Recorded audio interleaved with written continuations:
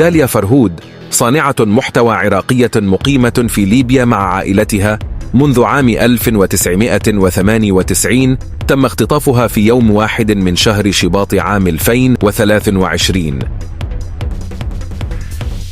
فما هو سر اختطافها؟ في أول أيام شهر شباط قامت عائلة داليا بالإفصاح عن مداهمة قوة غير معروفة لمنزلهم لغرض التحقيق مع داليا، وقالوا أن التحقيق سيكون لوقت قصير، لكنها مختفية منذ 6 أشهر ولم يعرف مصير داليا إلى الآن.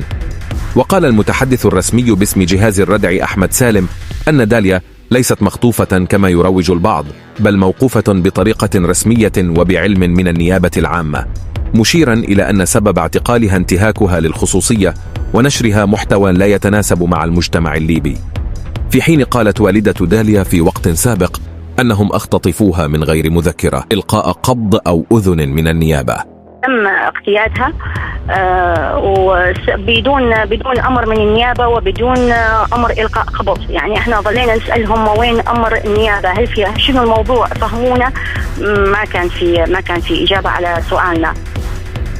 ويتهم البعض الإعلامية الليبية غالية بوزع كوكب اختطاف داليا بسبب المشاكل الكبيرة التي حدثت بينهما في الآونة الأخيرة، في حين عربت الخارجية العراقية عن استيائها عن اختطاف داليا واقتيادها لمكان مجهول دون معرفة الأسباب. وبعد ذلك لم تتكلم الخارجية العراقية عن الموضوع أبدا.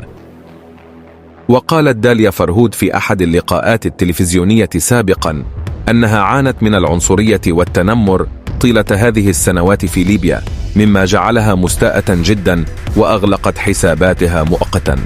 يجيش هذه رحلها هالبكلام كل ما نتفكر أخي. بس